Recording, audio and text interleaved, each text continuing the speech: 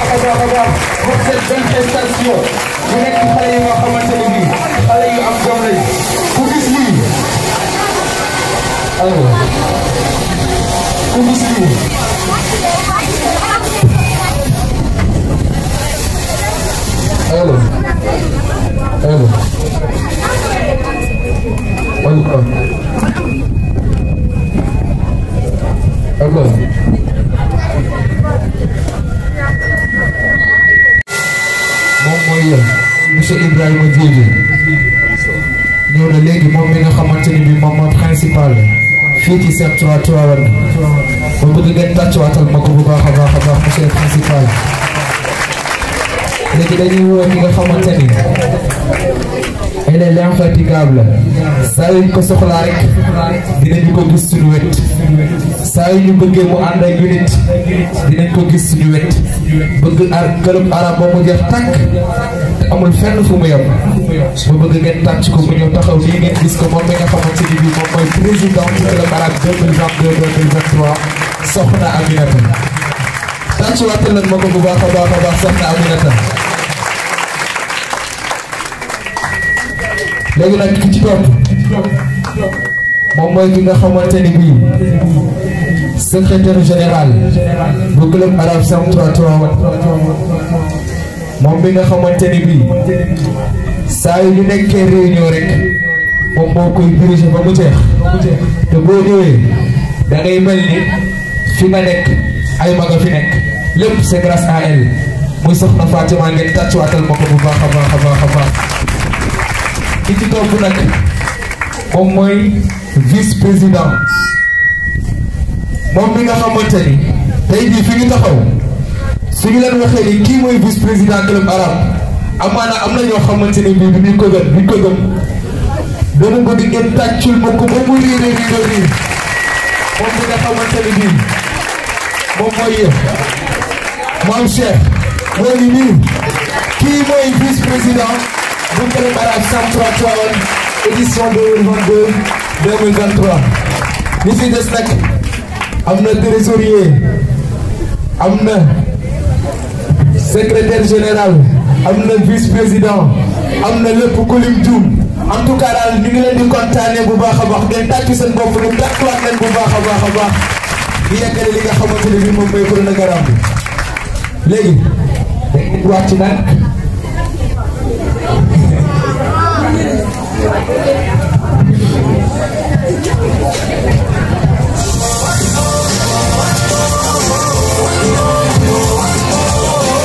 xamante ni bii moom mooy Baye Samba le temps que xale yi di préparer li nga xamante ni bii moom mooy hommage bi bu ñëw dugal benn slam bu ndaw le temps que xale yi di pare Baye Samba si c'est bon. Avant tout, j'aimerais vous présenter une de mes slams qui se présente dans l'amitié. Parce qu'on a consacré que les clubs arabes doon na club boo xamante ni nii gars yi may ñu ko doole ci établissement ñu dem dama bëgg balaa may commencé Oustaz Sanokho ngeen tàccul ma ko bu baax a baax a baax. Gars yi avec club arabe avec eux j'ai vu du bonheur, avec eux j'ai pu dépasser ma peur sans avoir du douleur de cœur. Club arabe m'a donné de l'humeur. Aujourd'hui, je suis devenu slameur du peuple. Mon popole est devenu l'une des meilleures. Et tout ça, grâce à Oustaz Sanokho. Je voulais vous dire une chose. Le club arabe du CM3 dépend et battu sur les études. Haute qualité, scientifique, honorifique, de toutes les filles. Nous pensons que l'arabe n'est pas langue fatale. Mais l'arabe est langue fatale, banale, continentale, que nous aimons dans notre capitale. Le Sénégal, un pays natal dans nos forces fatales. Nous voulons que tous les peuples sénégalais, nous ne pouvons pas passer sans notre arabe. Et gars, les musulmans, nous les musulmans, Dieu frère musulmans, prions pour ce Satan. Ne devenez pas un perdant, même si tu t'appelles Christian, tu peux devenir musulman. Méfions de ce Satan, il est pire qu'un serpent. Kon gars yi nañu jàppale ñi nga xamante ne ni ñooy club arabe parce que sans eux la guerre n'aurait jamais cessé sur terre et aujourd'hui ça paye très cher. Claire est fière, Claire est fière, Claire est fière pour le club arabe du CM3 parce que eux ont défendu nos couleurs. Aujourd'hui le vert blanc, le couleur de l'islam, l'âme sans âme. Je pleure avec des larmes d'âme, des larmes qui nous dépendent avec des photos femmes.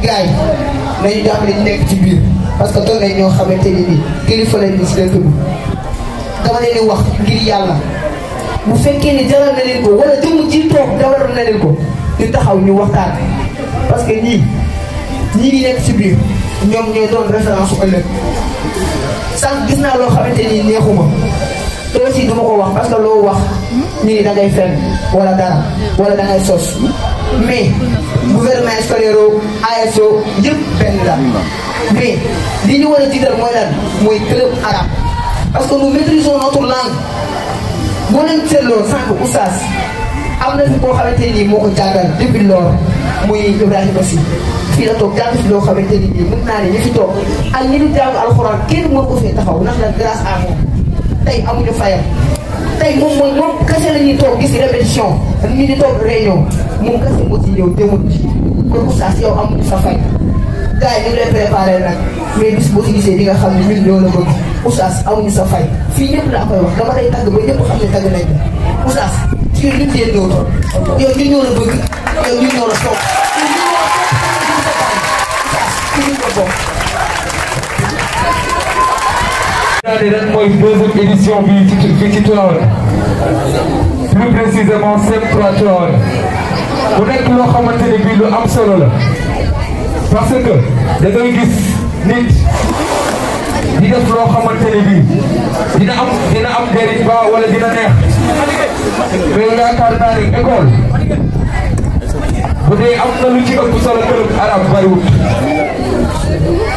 kon nag Oustaz Sanokho moom bi nga xamante ne bii moom mooy coordonné club arabe dama bëgg yéen ñëpp ngeen ni jaajëfate Oustaz jaajëfate Oustaz Sanokho jërëjëf Oustaz Sanokho léegi nag li ma ci bëgg a yokk mooy dafa am benn proposition bu nga xamante ne dama ko yàgg a jooy muy lan parce que dafa am loo xamante ne bii dafa logique te li logique na ba pare te li may ñaan nii dama koy ñaan monsieur le principal au nom de tous les membres du club arabe xam nga li may ñaan mooy lan parce que ku gis podium bii gis bâche bi xam ne waa école bi jàpp nañu ci bu baax a baax a baax waaye it gone yi ci biir dañu daan sol seeni dàll dem di wër ci kër par kër pour nit ñi jàpp ci bés bi ndax bëgg bu ñu bëgg club arabe li may ñaan monsieur le principal nag mooy su ñëwee def discours am dañu koy ñaan bu ñëwee mu promettre ñu ni déwén incha allah dina budgétiser club arabe ba bëgg yéen ñëpp ngeen yuuxu ko ba mu dégg tàcc leen ko bu baax a baax a baax monsieur le principal ñu koy ñaan su ñëwee fii bu déwénee incha allahu rabbi mu budgétiser club arabe mu bokk ci loo xamante ne bii lépp lu club arabe organisé école bi da ciy dugal loxoom bu baax a baax a baax a baax donc sans plus tarder dañuy woo xale yi ñu ñëw def li nga xamante ne bii moom mooy hommage yi si c'est bon Baye Samba.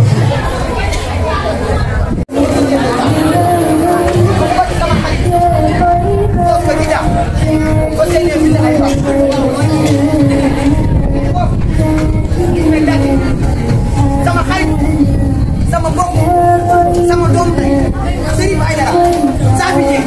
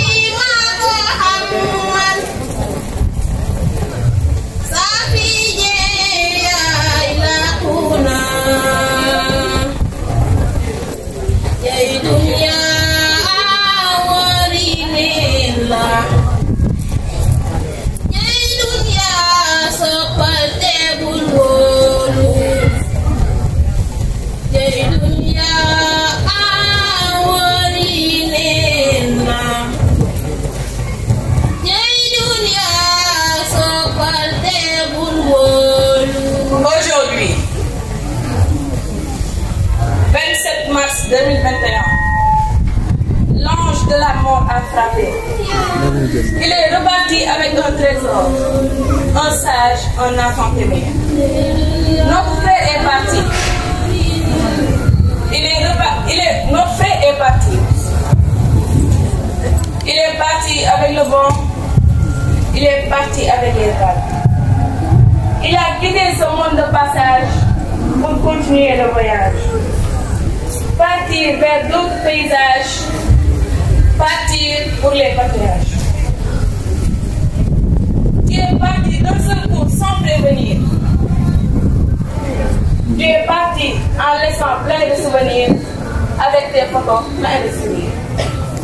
On t'a pas dit au revoir. Tu es parti d'un seul coup sans prévenir. Mais la mort a ses raisons que nous ignorons. Un enfant béni est parti. Il est parti au paradis. Que la terre de Tivaouane lui soit légère. guddi gi nee na nelaw ma tëdd munu ma nelaw xel di xalaat xol di yëg rangoy tuuru na weetaay gële si ma may feeñ si géejum naqar saafi weetoo nga ñu àdduna daal nga xebaay la àdduna yaa mën a tas yaakaar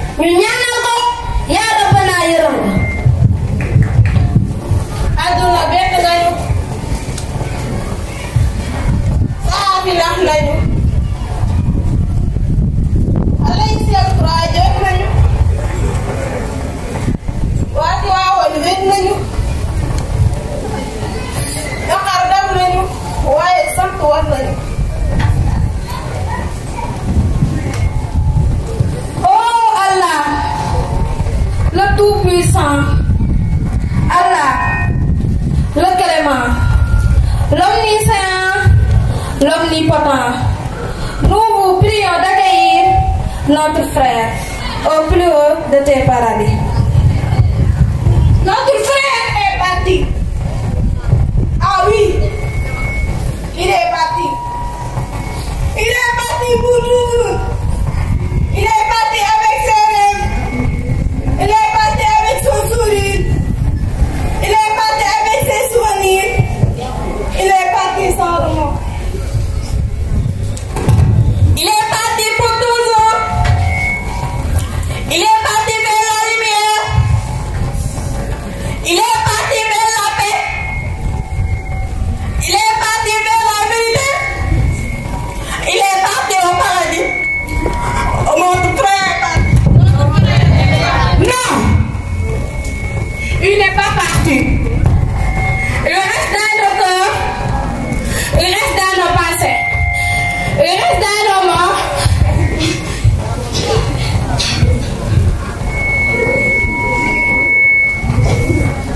Dieu pour notre frère. Dieu pour son âme. Par la grâce et par la clémence de Dieu, qu'il repose en paix. Passons à nos morts et prions toujours pour eux. Alhamdulillah Rabbil Alamin. Alhamdulillah Rabbil Alamin. Alhamdulillah Rabbil Alamin. sant war na gannaaw ndogal yàlla xel dal na ba ndaw baaxee ba mag ñaanal ko am nañu yaakaar yàlla jégal ko am nañu yaakaar yàlla jégal ko am nañu yaakaar yàlla jégal ko. Minuit pour le cœur sensible qui écoute et qui comprend. Tout chante minuit. C'est la chanson naïve et monotone de la berceuse qui endorme son enfant. C'est le chant mélancolique de l'oiseau dans le feuillage. Minuit, c'est tout ce qui pleure, tout ce qui gémit et tout ce qui frémit. Mais minuit, c'est aussi l'espoir de pouvoir toujours prier pour notre frère. كل نفس ذائقة الموت. كل نفس ذائقة الموت. كل نفس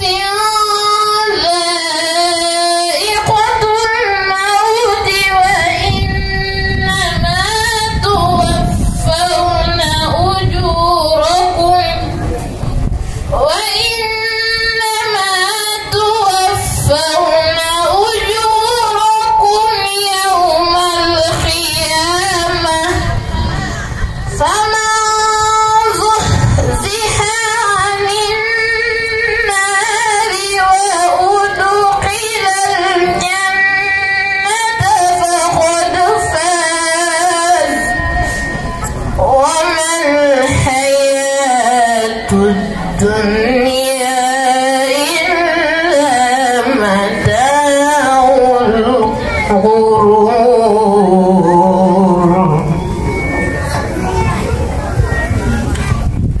À travers un comportement noble et pacifique, répond au message agréable, embellit le monde avec une attitude douce, avec amour et sourire, répond là parmi les hommes. Notre Père est parti, avec son cœur en or.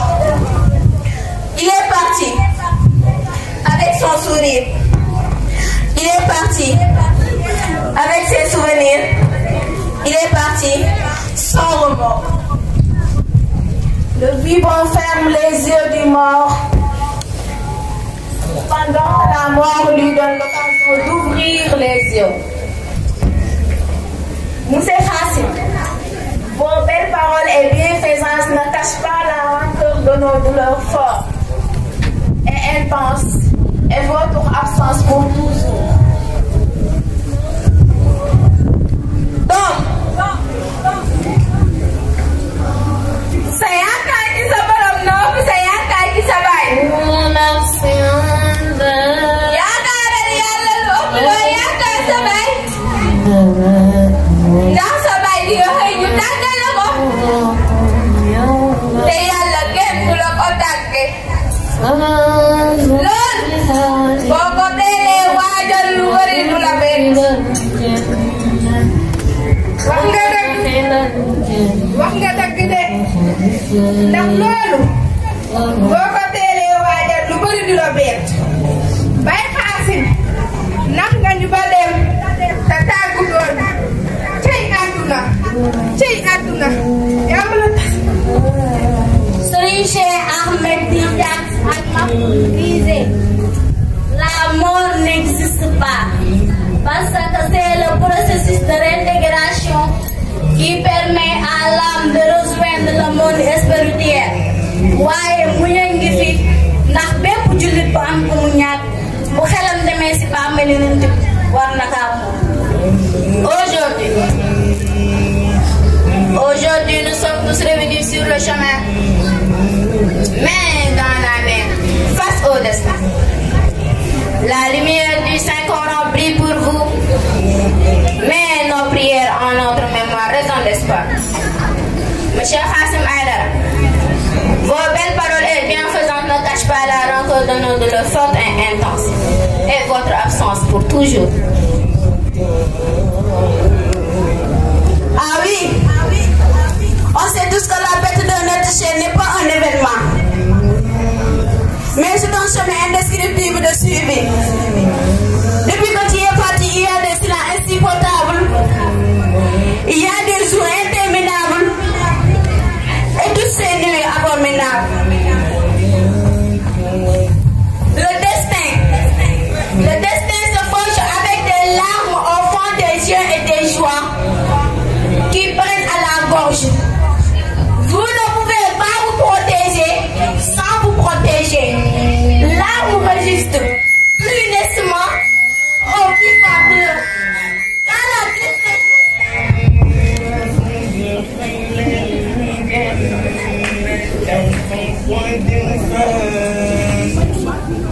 On ne peut pas empêcher les idées noires de voler au-dessus de nos têtes, mais on peut les empêcher d'y faire leur nid.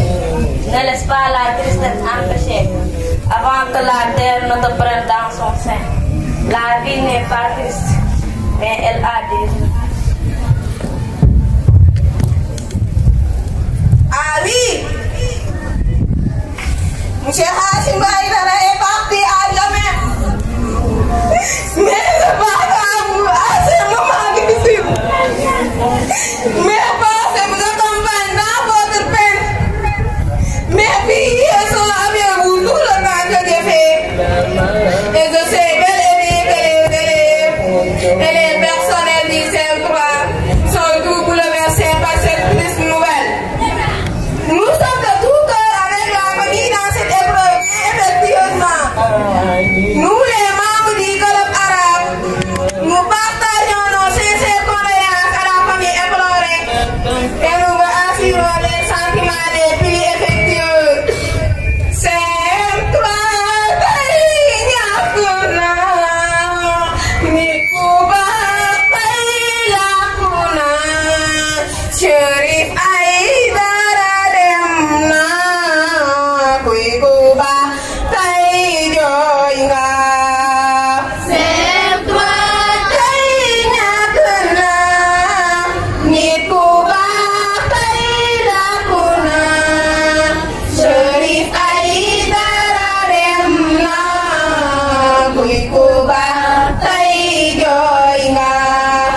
Yalla moy defulu ko ne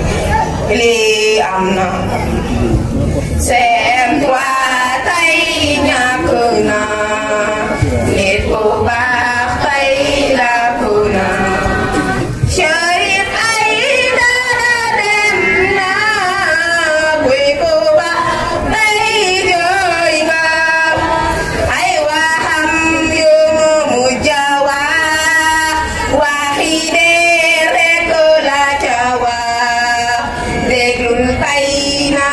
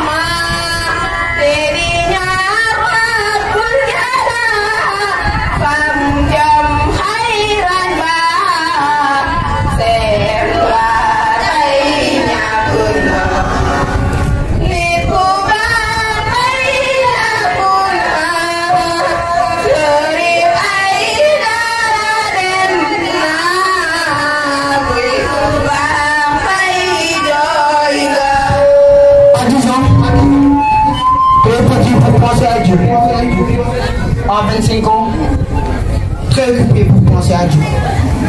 À 65 ans, trop tard pour penser à Dieu. À 25 ans, trop tard pour penser à Dieu. La vie est temporaire, mais l'amour est éternel. Alors, commençons dès maintenant à penser à Dieu pour ne pas être brûlé dans le feu. La mort, au point fort, quels que soient tes efforts, tu connaîtras ce sort. Hier, ils étaient là. Aujourd'hui, ils sont là-bas. Je veux dire dans l'au-delà. Ils nous ont quittés sans nous dire au revoir. Ils le feraient s'ils pouvaient le prévoir.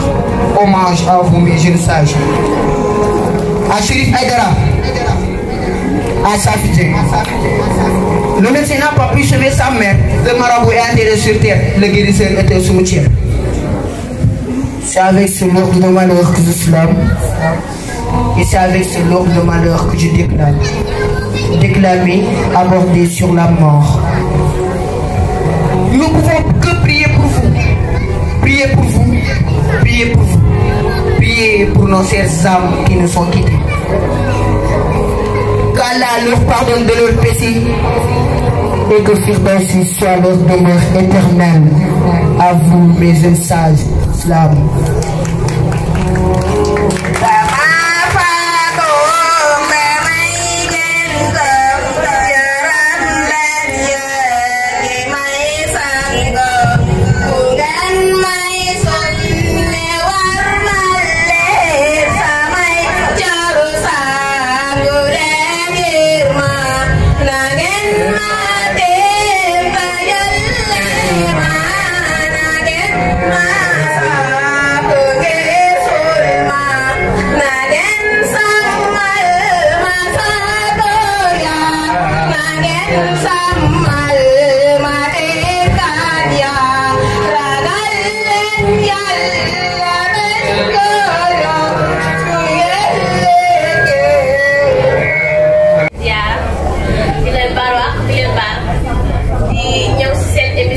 بقولنا بالعربي لا تبنت القرآن رنا am fii comme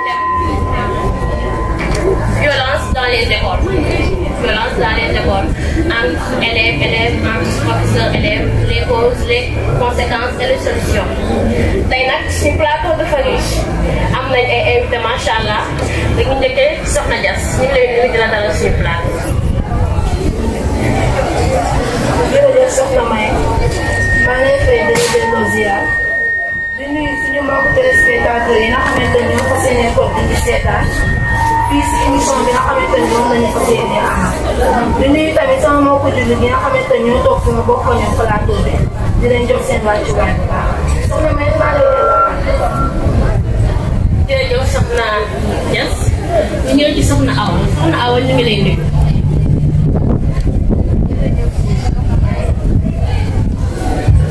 invitation bi am na solo kontaan nag ci thème bi mel ni man yàgg na ma bëgg a fekkee fu ñu waxtaanee ci thème bi nii di am solo mel ni kon léegi suñu émission bi nan naa neex loolu dana war a mën a gën a concentré wu war cee jàngaat su naa ne delloo. jërëjëf Soxna Awa ñëw Soxna As ñu ngi lay nuyu. Soxna Mbaye di nuyu ñi ma bokk waa plateau bi di nuyu téléspectateurs yëpp ñuy seetaan maa ngi lay delluwaat kàddu soxna. jërëjëf Soxna As sëñ Ibrahima ñu ngi lay nuyu. waaw ñu ngi lay fay Soxna Mbaye di la ziar bu baax di nuyu mbokku jullit yi nga xamante ne ñoo toog ñu seetaan di leen nuyu di leen ziar di leen jox seen wàccuwaay maa di la delloo. jërëjëf comme ni ñu ko waxee woon sànq rek teewu tey bi nekk violence dans les écoles ñett premier point muy violence entre élèves cause bi lan la en tout cas Soxna Dias dañu lay laaj violence dans les écoles entre élèves cause bi lu ko waral la moo ko waral exactement lan la. jërëjëf Soxna May delluwaat nga posé ma question bu am solo lool mais violence entre élèves ak élèves muy thème boo xamante ne am na solo lool ak fi ñu toll nii si école yi parce que dañoo def constat bu xamante ni xam nañu ñëpp élèves yi fan yii sooy xool dañuy def violence entre élèves ak élèves Soxna May muy lu xamante ni fu may nekk commencé du fenn. pour si éducation à respect parce que suñu nee violence entre élèves ak élève bi ñu indi si biir école pour mu jàng ay waajuram binduñu ko pour mu defante élève bi jóge seen kër daan mu laaj papaam yaa ñu jox ko kon su ñëwee fii nga xam ne jàng nañ ko baax moo élève am nag nga xam ne ñoom ñaar yàlla moo leen boole si classe trop tard ku nekk day woon sa morom yow. nee na fekkal rek defante yee ku ma tooñ ma fayoo ku ma wokk ma xuli ko loolu lépp mën naa ñàkk ay at yàggul lu waay mun mu jeex te gëm naa ne suñu élève ak élève moom ñëpp dañu jéem a rafetal rek nga xam ne ëllëg moo tax mun nañoo tase feneen te boobaa su rafetalee su lay dàq si ñoom mais nañ bàyyi ku ma xuli ko ku ma wokk ko loolu léegi dina mën a xuri kenn baa na wokk kenn te boobaa moo lay ëpp doon nañ mun rek élève moom na muñ te xam ni ko waajuram sant parce que dafa métti loolu Soxna May maa ngi ko see delloo kàddu. jërëjëf Soxna Dias kàddu yi am na solo Soxna Awa cause bi lan la entre violence élèves.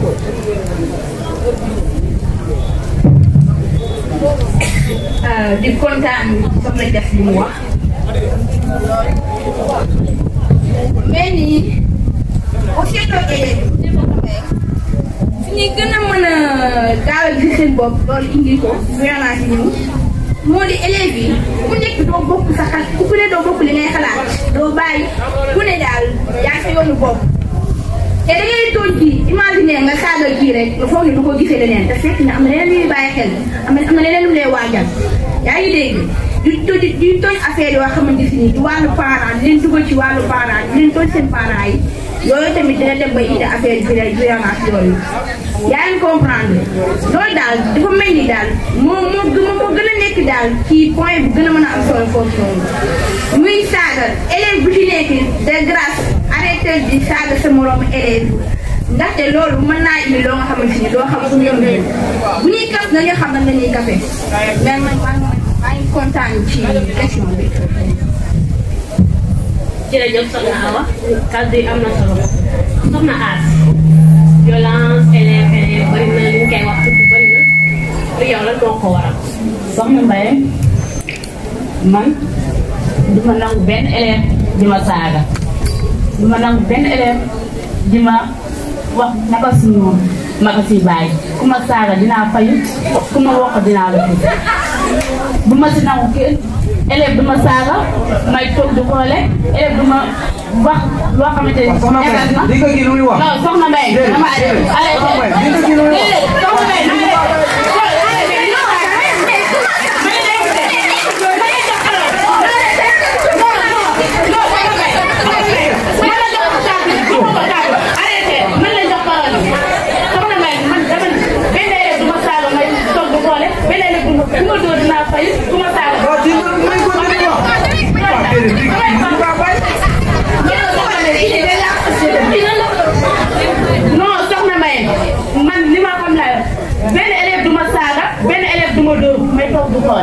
ku ma saaga dinaa fay ku ma wax ma ko dee.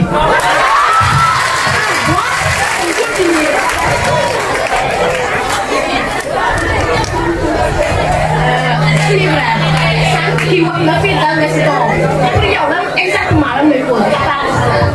kii lu mu wax dégg ko fenn parce que mënul ñëw ne man ku ma saaga ma fay wala ku ma def lii déedéet nit da ngay muñ élève nga sa mbokku élève dafay nekk ngeen nekk yàlla boole leen bu dul woon école bi ngeen xamante mais da ngeen muñalante rek léppay jeex mais nga dégg ba mu ni ku ma woo ko dama koy ku rek yooyu noonu di wax loolu nga tax di tax su ma xamoon kii ngay invité moo fi ñëw déedéet kii saa yi moom boo ko def noonu parce que su ma xamoon yaa ngi man du ma fi ñëw li may la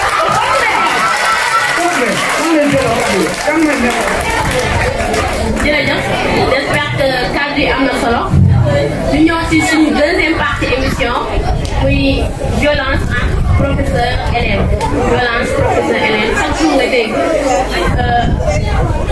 élève bi dóor na professeur wala def na ko leen pour yéen lan moo ko waral exactement soxna Awa. soxna Mbaye maa ngi kontaan naa ci question bi ma posé mu mel ni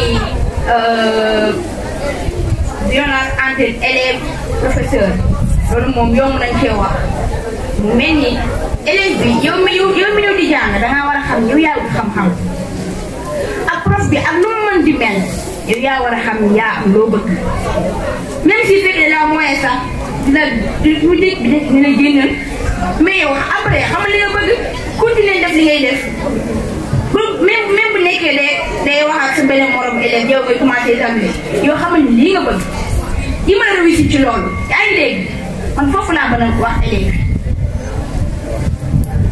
jërëjëf exactement cause en violence professeur élève lan la. jërëjëf soxna May delluwaat na posé waat na question bu am solo loolu muy cause entre professeur ak élève soxna May ni ma la waxoon sànq rek effet bi moom éducation la ak respect soo ko xasee am moom bi ñu mel ne am na lépp parce que damaa jàpp ni waajur bi nga xamante ni moo indi doomam si école bi pour mu jàng kooku su xoolee ki koy jàngal moroomu papaam wala moroomu yaayam la fi mu teg papaam yaayam dina ko fa teg parce que ki lay jox xam-xam kooku kenn mënu kaa fay ku jógee fële ñëw si école bi sol ni nga ci sa bopp gis nga kooku kenn mënu kaa wax dara lu mu la ko muñal yow yaa soxla ku soxla danay sonn te gis na dañuy wax respect gis na respect soo ko xasee jox sa bopp jox ko prof jox ko ñëpp mi ngi mel ni réussir na. soxna Dia jërëjëf ñu ñëw soxna Asi ñun soxna As cause entre violence professeur élève lan la ko bëri. soxna Dia soxna Mbaye man comprendre ma professeur yi ndax xoolee xool bu neexul mooy le deux wala soo leen xoolee xool bu neexul la dàq la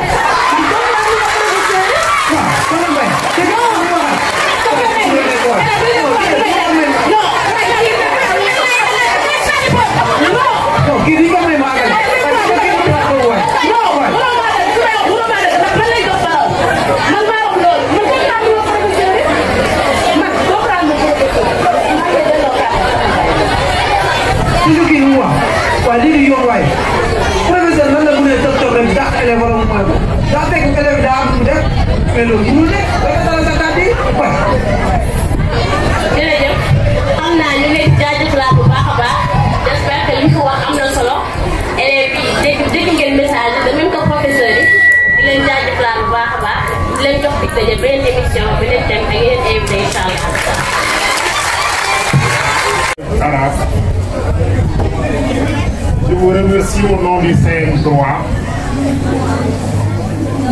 Mes remerciements vont tout droit d'abord vers votre professeur encadreur qui se trouve être M. Sandoro, qui depuis l'année dernière est en train de faire un travail de titan. Je dis que c'est un travail de titan parce que c'est avec de petits moyens que vous faites de grandes choses.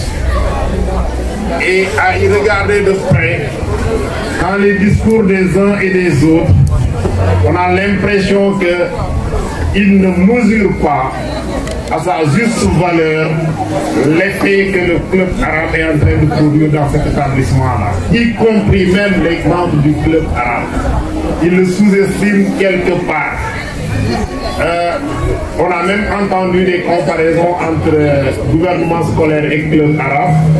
Cela me donnera l'occasion à la fin de répondre à l'interprétation du Gili Diao. Ça sera une précision. Ce que vous êtes en train de faire est une très grande chose. Moi, je le ressens et l'établissement aussi le ressent. Je peux donner par exemple l'exemple des choix des matières appelées habituellement MB2, que vous appelez allemand, espagnol et arabe. Les années passées, avant cette année-ci, moi j'avais des problèmes pour équilibrer l'option arabe et l'option espagnole. Mais l'effet du club arabe m'a obligé d'avoir un autre problème qui cette fois-ci était un problème d'équilibre parce qu'il y a eu beaucoup d'élèves. Il y a eu beaucoup d'élèves qui, à partir de la classe de 5e, ont choisi l'option arabe. Et j'ai été obligé de demander à certains élèves pour qu'ils puissent aller au BSC de renoncer à l'arabe pour pouvoir faire espagnol. Cela n'est rien d'autre que l'effet du club arabe. Ceci étant dit, ce que le club arabe est en train de faire aujourd'hui devrait s'inscrire dans le programme du gouvernement scolaire. Administrativement, c'est ce qui est demandé et c'est ce qui est recommandé. Ce qui me permet facilement de répondre à l'interpellation selon laquelle il faut budgétiser les programmes du club arabe. Les programmes du club arabe sont budgétisés dans le gouvernement scolaire et le gouvernement a prévu obligatoirement 100 francs par élève pour le gouvernement scolaire. Le CM3 de Tivaouane a un effectif de 763 élèves. C'est 76 300 seulement que nous devons aux élèves pour le gouvernement scolaire. Et c'est dans ces 76 300 francs qui est budgétisé les activités du club arabe. Mais depuis l'année dernière, j'ai vu que le club arabe s'est financé et a même eu à produire des bénéfices. Par exemple, la natte qui est dans la salle des professeurs, c'est une natte qui a été achetée par le club arabe. Et à chaque fois que quelqu'un prie sur cette natte-là, ça ne pourra peut-être le développer. Donc, vous n'êtes pas ça a de l'effet. Maintenant, vous vous comparez à ceux qui font plus de folklore que d'effet. C'est-à-dire que si c'était bien habillé, avec une bâche, avec de la lumière, mais dit c'est de l'efficience. Les profs de français qui sont là, non, pas profs français, je suis prof de mathématiques, ils savent qu'il y a une différence entre l'efficacité et l'efficience. Efficacité, c'est les moyens de efficience, c'est les moyens club arabe,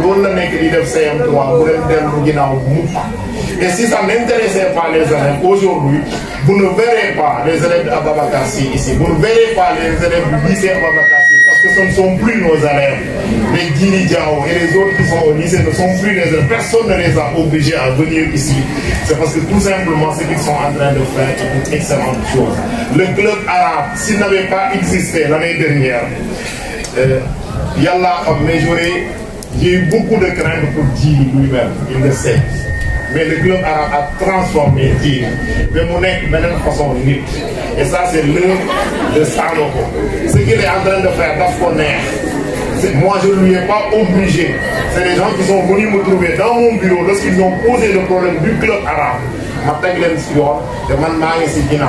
Maintenant, il n'est pas exclu que le budget de l'école prenne en charge certaines choses du club arabe, mais dans la mesure possible. Ce n'est pas dans l'exagération. Donc il n'y a pas de... Ne dites pas que les activités du club arabe ne sont pas bien budgétées, mais ce budget-là est modulé par l'État. Sinon, vous nous devons 1000 francs par élève, vous n'êtes 76, vous n'êtes 760 millions, ça va être n'importe quoi ici. Je terminerai par dire aussi que le cadre dans lequel vous êtes, si vous regardez les images de l'année dernière comparées à celles de cette année, vous verrez que le cadre s'est amélioré parce que vous n'aviez pas ça. Puis il faut dire que le budget du cours là, c'est là la priorité. Mais lui, c'est des choses qu'on ne peut pas exclure dans les activités. C'est des activités extrascolaires qui amènent les enfants à aimer certaines matières, par exemple, comme l'arabe, comme l'anglais, comme l'espagnol. Je terminerai par dire qu'il n'est pas possible de faire un budget pour le club arabe. Parce que si tu le fais, tu vas dans l'impasse. Le club scientifique va être mis sur pied. Le club littérature va être mis sur pied. Le club anglais va être mis sur pied. Donc, dans les moi, je vous encourage, je vous félicite encore pour ce que vous êtes en train de faire.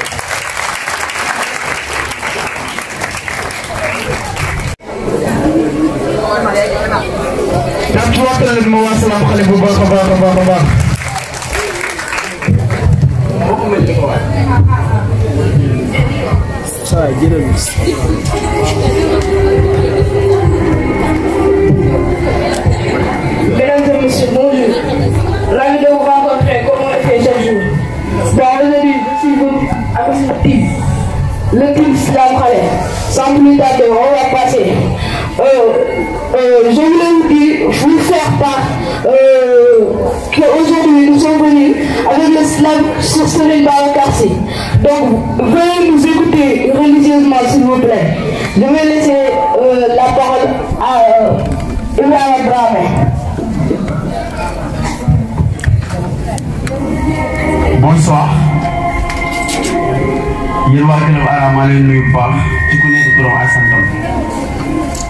Je réponds au nom de Cheikh Ibrahima Dramé, connu sur le nom de Prince Aimant. Le déclamateur qui déclame et proclame ses slams en cas de blâme. Je suis le slameur à la plume qui assume pour qu'il y ait amertume. Slam.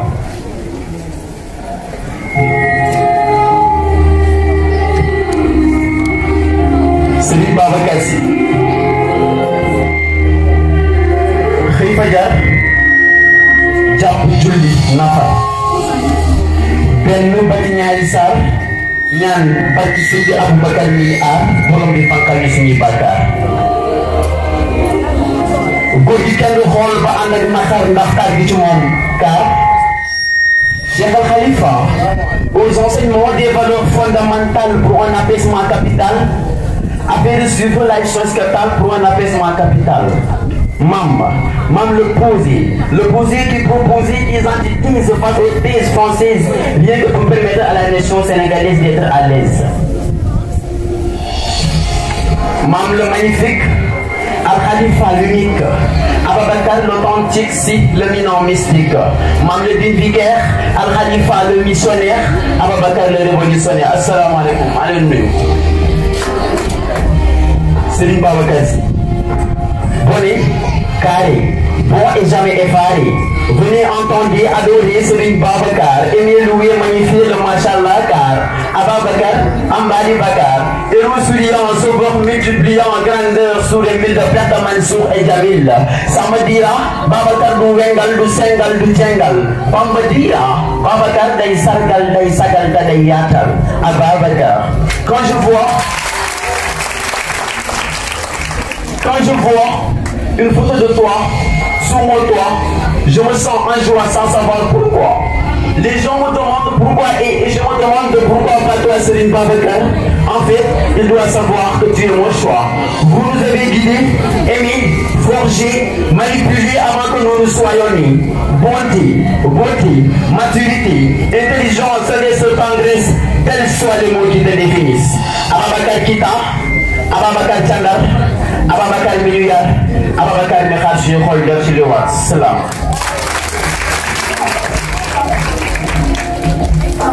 Serigne Babacar Sy borom bone gaare bi Serigne Babacar Sy borom sàkkare yàlla bi Serigne Babacar Sy borom sañse bi Serigne Babacar Sy borom baatu la ilaha illallah Serigne Babacar Sy borom lion doré. Il est en âge. Il est l'une des marabouts les plus élégants et aussi l'une des marabouts les plus éloquents. Il est la source des deux mers, la charia et la haqiqa. Le mot Serigne Babacar Sy sort de tous les bouches. Les grands parlent de lui, les petits parlent de lui. Qu'est-ce que ça parle? Serigne Cheikh Ahmed Tidiane Sy disait jigéen lu muy siis bu toggee jël cin la jël gën a teg ca jël ay xeet teg ca mën naa bañ bu gis yàpp waaye mënul tere mu xëy kenn gis nga taw li ngay dégg ci Serigne Babacar Sy xeet la kenn dajagul ñam wa pour ñu taj ñam wa dañoo egg ba yow mal xiyaam ba yàlla dekkal jaam ñu door a xam kuy Babacar Sy.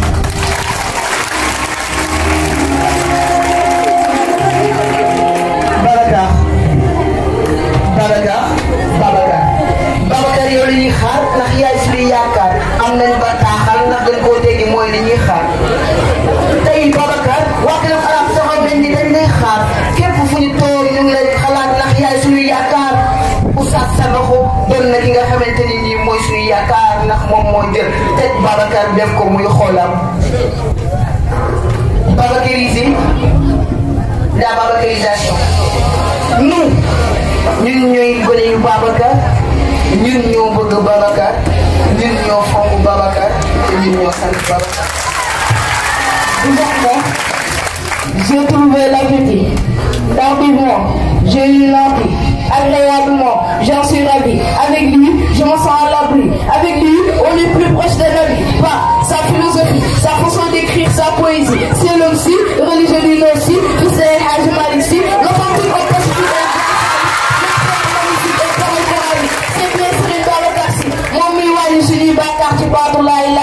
Al-Khalif est né avec la bienséance. Pour l'islam, il avait de l'endurance. Pour ses proches, il savait la tolérance. Sur ses discours, on trouvait de la pertinence. Sur son habillement, non, on trouvait de l'élégance. Serigne Babacar Sy, au-delà des nuages, plus proche des paysages. Pourtant, il se disait humain par hommage. Moi, lui, par mes écrits, je te rends hommage. Toi-même, c'est agréable. Regroupant tous les soucis formidables. Tu es son hommage, car il est Babacar Sy, Babacar Sy, Prononce, Bilabinasi, Malikinasi, Ilainasi, Koko Serigne Babacar Sy,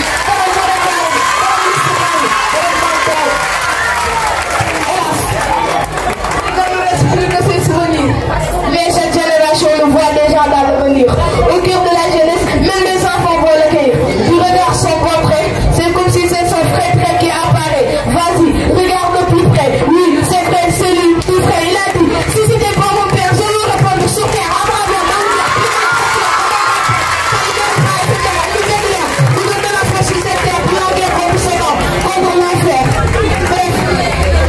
C'est pas donné à tout le monde d'être babacarisé dans la babacarisation. Qui nous demande de pouvoir être babacarien ou babacarienne. Nous, le roi plus sans vertu qui assume. Nous, une plume à la main. Slam Khaled. Gars yi gis ngeen ni xale bi mooy suñu président dañu bëgg ngeen jàppale ñu ndax ay xale lañ yoo xamante ni dañu bëgg li ñuy def tim la boo xamante ni salaam xale la gis ngeen di ñuy produit ñu ngi dugg si studio ñu ngi def lépp matagul sax 2 mois ko jàppale si ngeen jàppale ñu ndax ñun ay xale lañ yoo xamante bu ngeen ñu jàppale rek ñu dem. tàccu ngeen ko tàccuwaat ngeen ko da ngeen koy tàccuwaat la présidente du club arabe mu ñëw def discours am ak vice-présidente aussi discours arabe vice-présidente traduire ko en français accompagné de tous les membres du club arabe s'il vous plaît.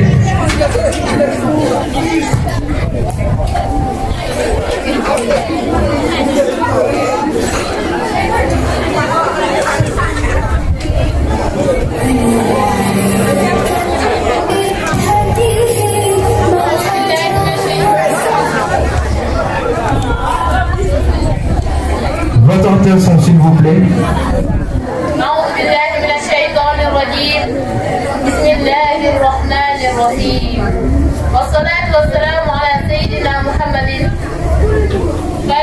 والصلاة والسلام على سيدنا محمد وعلى آله وصحبه وسلم.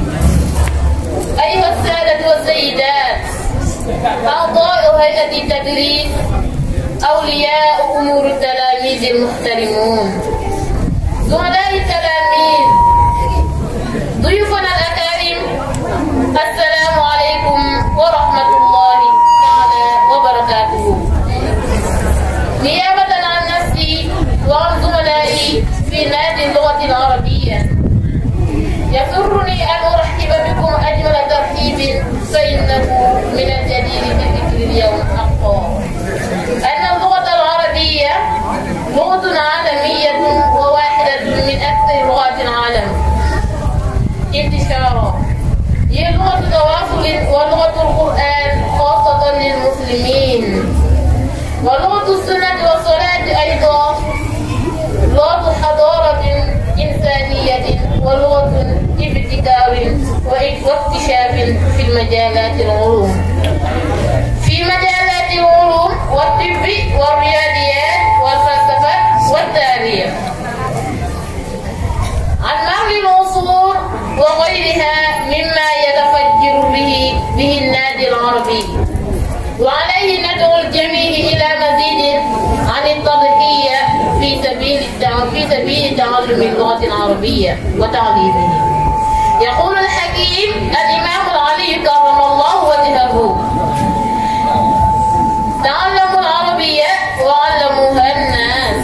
وتطبيقا بقاعدته: ما لا يتم الواجب إلا به فهو واجب. وفي الختام نشكر الله على إتمام هذا العام وتوفيقه وكرمه، كما نشكر وتقدر جهودا أعضاء المؤسسة، مديرا ومدرسا وعاملين أمور التلاميذ، على مرافقة أبنائهم في مشوارهم العلمي. ولضيوفنا كل التقدير والاحترام لتشريفهم لنا في هذا اليوم التاريخي. ونقول لجميع التلاميذ بالاهتمام بالدراسة نبي مستقبلا باهرا. تحيا اللغة العربية. Je cherche refuge auprès de Dieu le Tout-Puissant contre Satan le lapidé. Au nom de Dieu, le clément, le miséricordieux, paix et salut sur le prophète Mohammed et sur ses compagnons. Monsieur le principal du Saint-Croix de Tivaouane, messieurs et madame les surveillants et surveillantes, nos chers professeurs et nos chers parents d'élèves, camarades élèves, honorables invités, recevez nos chaleureuses salutations et sincères remerciements d'avoir bien voulu assister à cette journée culturelle du club arabe du Saint-Croix de Tivaouane. À mon nom personnel et au nom de tous les membres du club arabe, il est essentiel de rappeler que la langue arabe reste l'une des langues les plus répandues dans le monde. C'est une langue de communication d'une manière générale, mais aussi la langue du Saint-Coran et de la prière, particulièrement pour les musulmans. C'est une langue de civilisation humaine, une langue de découverte dans les domaines des sciences, de la médecine, des mathématiques, de la philosophie et de l'histoire. C'est pourquoi le club arabe œuvre pour la promotion de cette noble langue, en appelant les élèves à faire preuve de sacrifice pour étudier la langue arabe. En effet, Imam Aliou, que Dieu soit satisfait de lui, a dit: apprenez la langue arabe et enseignez-la aux gens. Rejoignant l'adage arabe qui dit que toute chose dont la réalisation ne sera pas faite sans elle devient elle-même une obligation. Nous ne saurons terminer notre discours sans louer les efforts fournis par le personnel administratif du Saint-Croix pour la réussite de cet événement, mais aussi remercier encore nos chers professeurs et nos chers parents d'élèves. Nous terminerons par rappeler nos chers camarades élèves que notre instruction et notre éducation restent une priorité pour construire un avenir meilleur pour notre pays. Servir la langue arabe. Merci de votre attention. Merci beaucoup. Donc, quand tu as tenu le mot que arabe bu baax a baax a baax di wàcc nag léegi dañuy jàll avant loolu yaa Oustaz dafa am histoire bu ndaw rek bu ma la bëgg expliquer sànq bi may ñëw démb xale yi dañuy ñëw kër ga wax sama yaay journée bi sama yaay da leen jili day waxuma ko ma ne ko yaay wax naa la ko danga koo fàtte mu rëkk ma ne ma waxoo ma ko sànq ma fekk ko ci néeg bi mu tëdd yàlla xam na ni dafa woor ma ne ko yaay koor gi metti na de tee ngaa toog mu jug song ma dóor ma ne ma force damay dem maam Awa Seck sama yaay bu bëgg ngeen tàccul ma ko bu baax a baax a baax ñëwul na daaw ñëw ren moom xaritu oustaz la chaque jour mu ne ma ani oustaz moom it chaque jour mu ne ma ani sa yaay donc maa ngi koy kontaanee di ko gërëm bu baax a baax a baax a baax yaay woy léegi dañuy jàll ci li nga xamante ni bii moom mooy xadis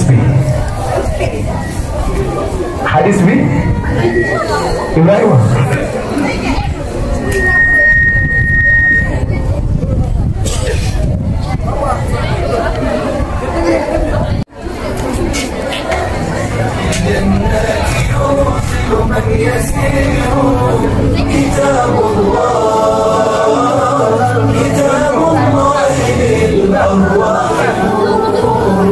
تبارك مودع البركات فيه فليس لفضله أبدا بخور وبالبركات balaa ñoo tàmbale ñëw bëggoon kii di ñëw may di benn alxuraan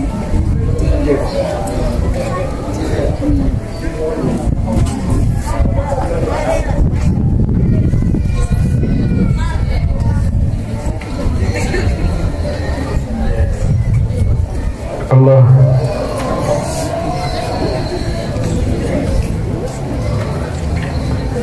أعوذ بالله من الشيطان الرجيم بسم الله الرحمن الرحيم إكوبي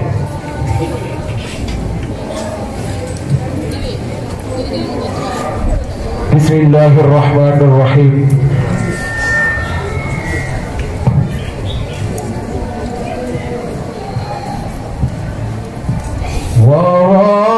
وراودته التي هو في بيتها عن نفسه وغلقت الأبواب وقالت هيت لك وقالت هيت لك وقالت هيت لك وقالت هيت لك وقالت هيت لك قال معاذ الله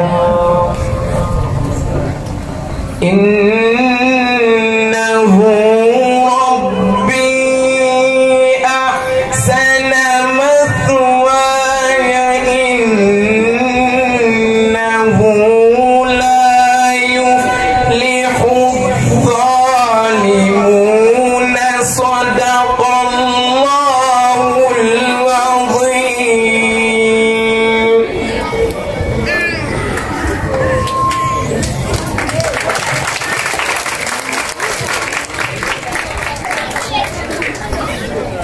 قال رسول الله صلى الله عليه وسلم. Le prophète paix et salut lui a dit. Yonent bi sallallahu alayhi wa sallam dafa wax ni Messenger of Allah say, Sab'atun yuzilluhum Allahu ta'ala fi zillihi yawma la zilla illa zilluhu. Ces personnes seront protégées sous l'ombre d'Allah le jour où il n'y aura d'ombre glaciaire. juróom-ñaar ñi yàlla dina leen keral ci keram ga bis bi nga xamante ni ker du am lu dul keral. 70 people Allah will He said on the day when there would be no shade but the shade of his front. Imam Adilun, no safe équitable. ba sa njëkk Just mooy njiit maan. just ruler. وشاب نشأ في عبادة الله. Un homme jeune qui a grandi dans l'adoration d'Allah. ndaw loo xam ni dafa soobu si jaamu yàlla.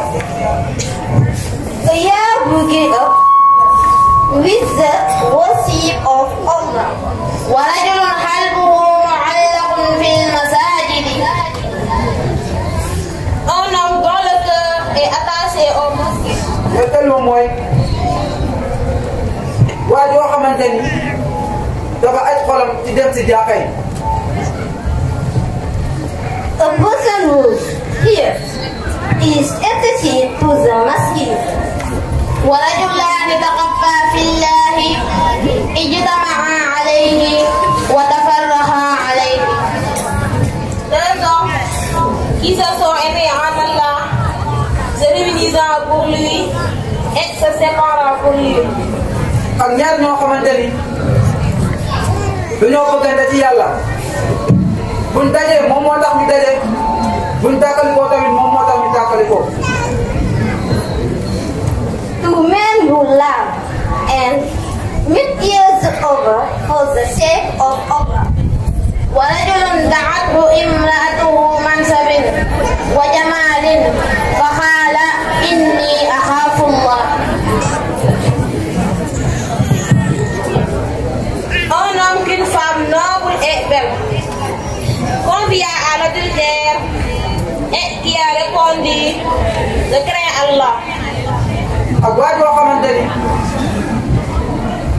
benn jigéen daf ko woo ci boppam mu ni ko man damaa ragal yàlla. A man who harmed an extremely beautiful woman searches for illicit relation, but he rejects this over and says, I fear Allah. ورجل تصدق بصدقة فأخفاها حتى لا تعلم شماله ما تنفق يمينه. Un homme qui a fait une aumône si discrètement que sa main ignore ce qu'a dépensé sa main droite. ak nit koo xamante ni dafa sarax ci benn sarax mu nëbbu ko càmmoñam ba xamul ne ndeyjooram dépensé. A man who gives in charity and conceals it just and stands. Does the left hand does not know what the right has given.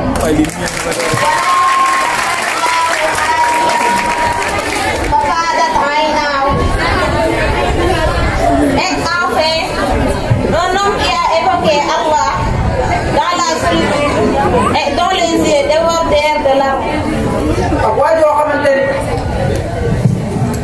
dafa tudd yàlla wéet dem ba sax ñaari bëtam yi di génne rongoñ. And a man who remembers Allah in charity and his ears become cheerful.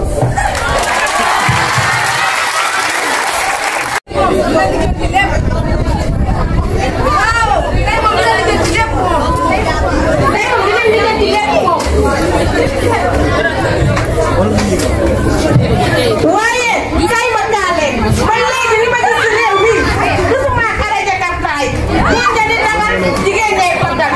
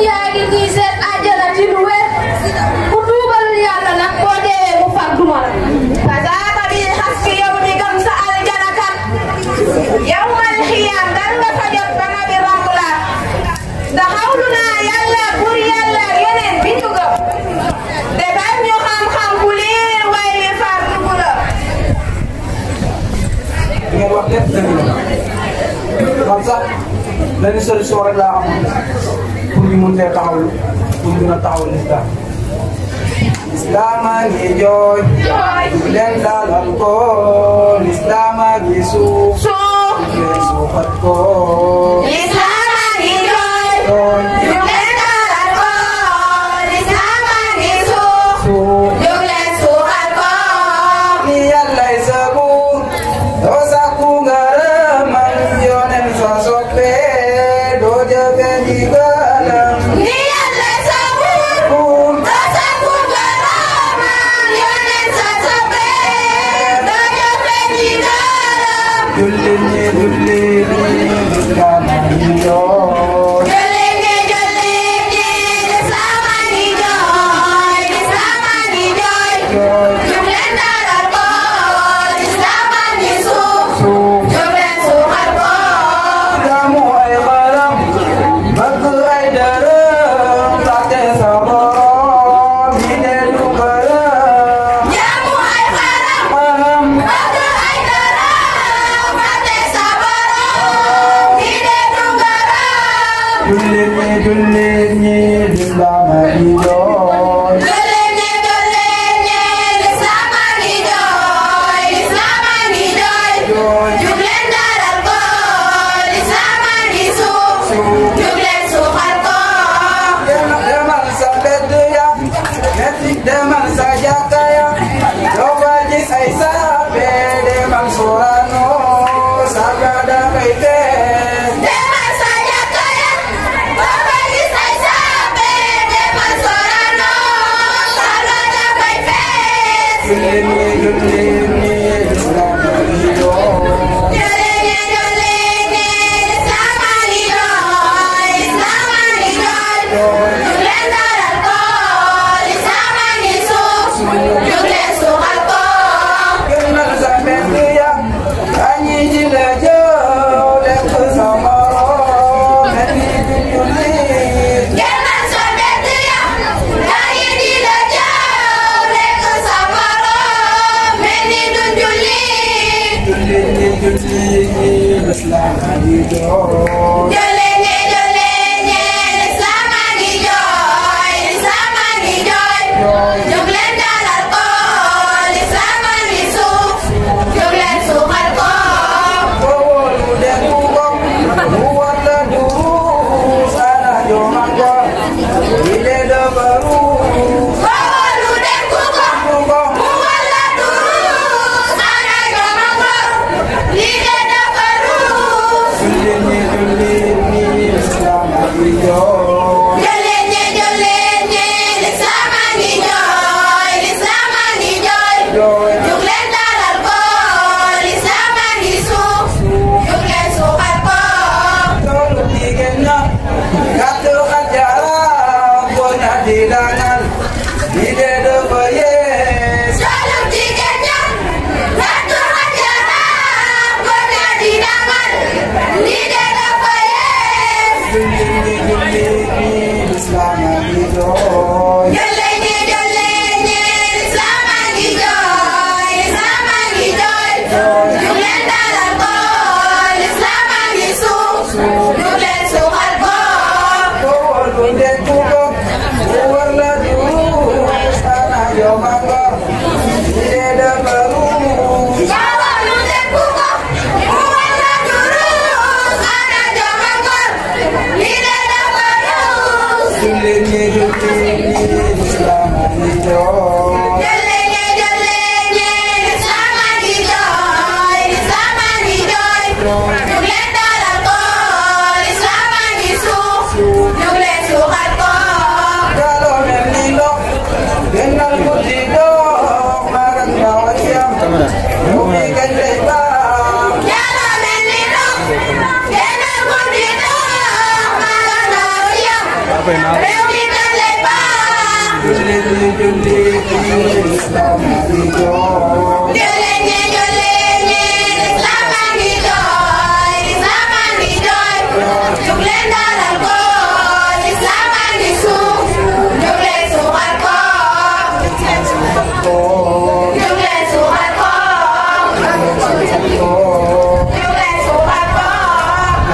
suuxat ko.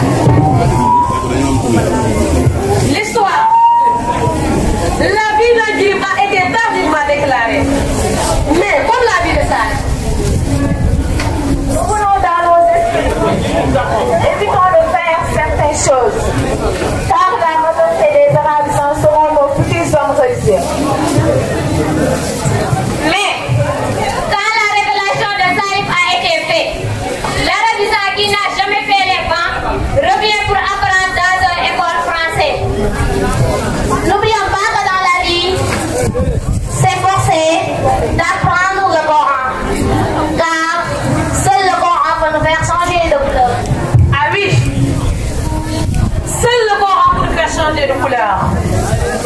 Ah oui, parce que les arabisants, ou ceux qui ont maîtrisé le Coran, seront nos futurs dirigeants et organisés. Les organisés qui vont nous guider auprès d'Allah et qui vont nous permettre d'être des enfants du prophète Mohammed.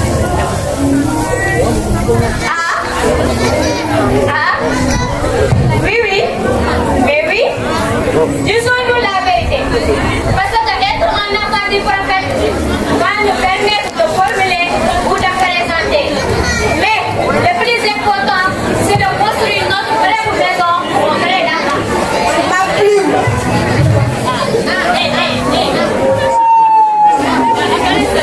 Ma plume. Ma plume sans vêtue. Ma plume sans vêtue m'en est en longue plume. Mais aujourd'hui, j'ai écrit ce que je ressens dans le cœur et dans les veines. Slammer, déclamer, aborder dans la flamme de l'ombre, c'est slammer dans l'islam. Car l'islam nous permet d'être auprès d'Allah et être un enfant du prophète Mohammed. Et ça nous suffit, l'omnipotent, l'omniscient, l'homme fatal, l'homme continental, l'homme amical et banal. Dans notre capitale, comme le disait le vieux Serigne Babacar Sy, disait être babacarien ou babacarien, c'est d'avoir la capacité d'être en homme religieux, car le parole est un motif salam. Avec eux, j'ai vu du bonheur. Avec eux, j'ai vu des pensées ma quand j'avais dit du leur de cœur, cet assoce m'a rendu meilleur. Le club arabe m'a donné le numéro. Oussas, ça n'a la fête au fond. D'accord, en fait, dans la samay loxo, ñu leen di dem ci kaw ba kenn wax la dara.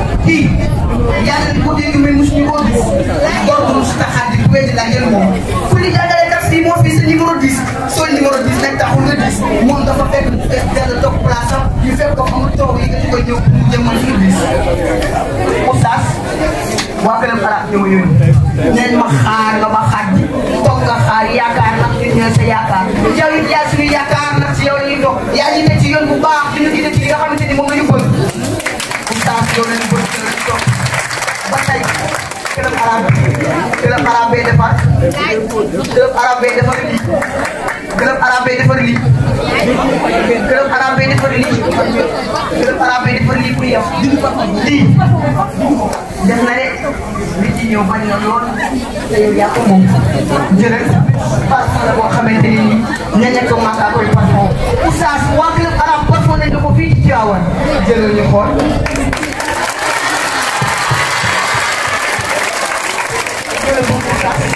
andil ma beneen oustaz tey sa président bu sell bu rafet bu taar moo taxaw jox la li nga xamante ni moo di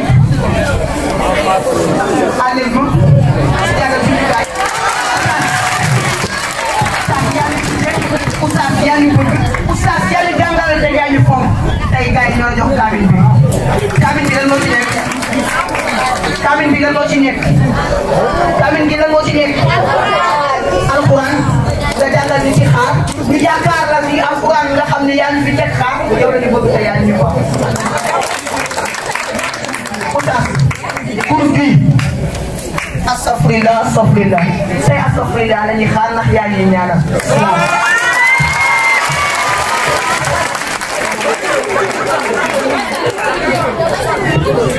léegi oustaz ci biir ñu xool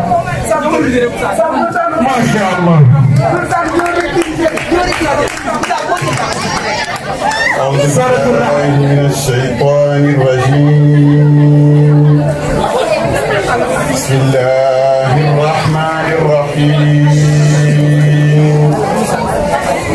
له دعوة الحق والذين يدعون من دونه لا يستجيبون لهم بشيء إلا كباسط كفيه إلى الماء ليبلغ فاه وما هو ببالغه وما دعاء الكافرين إلا في ضلال. ما شاء الله يا سلام. شكرا شكرا يا أستاذ.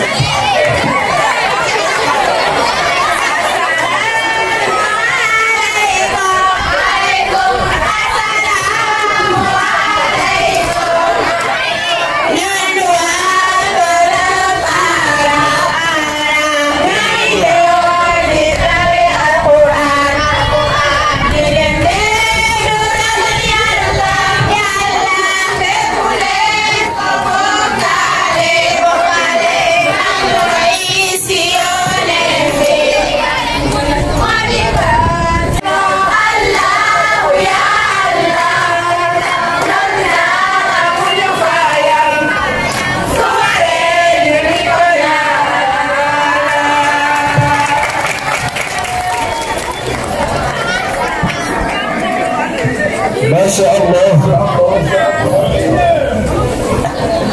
léegi Oustaz dañ lay ñaan quelques mots rek balaa may wàcc.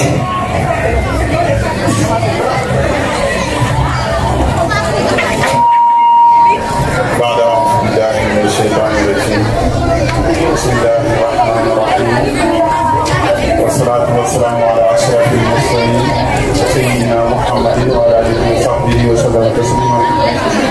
رب اشرح لي صدري ويسر لي أمري واحلل عقدة من لساني يفقهوا قولي. mbokk yi ñu ngi leen di sant di leen gërëm di njëkkee nuyoo bi monsieur le principal di kontaan di teewaay mbooleem di fi teew waaye lii mënul woon possible tamit comme ni ma ko waxee sans rek ndimbalu ñi nga xam ne ñoom la seqal liggéey bi fii kon ci turu club arabe maa ngi remercier monsieur le principal ci yombal gi ndax collaboration bi moom liggéey rek moo ko ñor ñu xamante woon depuis très longtemps yàlla boolewaat ñu fii mais lii su ma ko mënee réussir ci xale yi grâce à moom la ndax confiance bi mu am si man waaye grâce à confiance bi parents d'élèves yi également am ci man ndax ñi bu ngeen xoolee ay jigéen ñoo si ëpp te jamono bi fi mu toll nii kenn wóolootul bàyyi sa njaboot ñuy dem di traîner au-delà des heures normales mais confiance bi ñu am si man chaque jour dama leen koy wax waajur yi confiance bi ñu am si man bu leen décevoir bu leen ma décevoir bu leen ñëwee bien vrai que activité extrascolaire la bu ngeen ñëwee def leen farata bu ngeen paree kenn ku nekk ñibbi mooy gën a daal sama xel ndax école yi ma nekkoon yëpp daan nañ ma ko proposé mais ragaloon responsabilité boobu moo tax ma ko daan dellu ginnaaw mais fii principal moo ma boole ak xale yi nga xam ne ñoo bëggoon taxawal lii ma soobu ci mais alhamdulilah rabbil alamin réussite totale dañ ci am ñu ngi koy sant yàlla subhanahu wa taala di gërëm tamit sama mbokku professeurs yi ak sama mbokku surveillants yi personnel bi nekk ci école bi yëpp jàpp nañ ci kenn ku nekk sa loxo ñëw na ba ñu mën a taxawal lii nga xamante ne nii man kese mënuma koo taxawal mais kon ñoom ñëpp ñu ngi leen di jaajëfal waaye di jaajëfal sax sunu sœurs yi nga xam ne ñoom ñooy rek dimbale sunu xale yi pour bu ñuy ñëwee école bu ñu génnee récréation ñu mën a ndékkeeg yooyu soxna Absa soxna ay dara ñoom laa si gën a xam seen tur mais ñeneen ñi nga xam ne ñëpp gis nañu seen enveloppe ñoom ñëpp dañ ko boole indi ko comme ni surveillant yi boolee seen enveloppe indi ko comme ni professeurs yi également kenn ku nekk indi participation gannaaw ba ko monsieur le principal jiite kon vraiment ñoom ñëpp maa ngi leen di sant parents d'élèves yi mais di sant tamit yaa Awa mooy yaayu jiini bi ñu doon wax daaw ko jëm bi ñu taxaw moom moo ko financé toute seule kon ñu ngi koy jaajëfalaat di ko wax ne moom toujours ci marraine yi lay bokk ak mbooleem parents d'élèves yi fi teew yëpp waaye mbokku élèves yëpp tamit gis nañu seen taxawaay kon dañu bëgg a wax rek club arabe bi benn sous-section la comme ni ko principal waxee mais képp kuy sol maillot bu jaune bi muy maillot CM3 kooku mooy équipe nationale bi moo tax bu ngeen gisee xadis bi ñu présenté ñu def ko différentes langues entre temps sax préparé woon nañ pour espagnol ak allemand mais ñi ko doon répété entre temps dañu am contre-temps moo tax mais incha allah yoon yemul si benn vraiment kontaan nañ sama xale yi ñoom ñëpp maa ngi leen di jaajëfal mention spéciale également ci ñi nekkoon lycée ba pare jàngee woon fii mais ñu revenir à la source loolu tamit am na lu muy wane mooy école yi ngeen xam ne fa ngeen jàngee bu ngeen demee ba tamit génn fa dee leen dellu si waat ndax wax naa ne ñun ñi taxaw école sénégalaise moo ñu formé li ñu def ci ñun nag ay professeurs ñoo doon taxaw ay enseignants primaires di sonn ci ñun kon loolu tamit dañoo war a rendre la pièce de monnaie man idéologie boobu laa am te lii commencement rek la lancement la xam naa film bi incha allah ci année yi si ñëw si kanam bëgg nañu œuvrer dugal suñu loxo ba yi ñuy soxla yëpp suñu club bopp ñoo koy financé am suñuy chaise bopp am suñuy bâche bopp pourquoi pas loolu nag c'est un rêve yal na ko yàlla réaliser bu ñu bëri monopoliser la parole kon xale yi maa ngi kontaan bu baax a baax di leen wax à l'année prochaine incha allah asalaamaaleykum wa rahmatullah.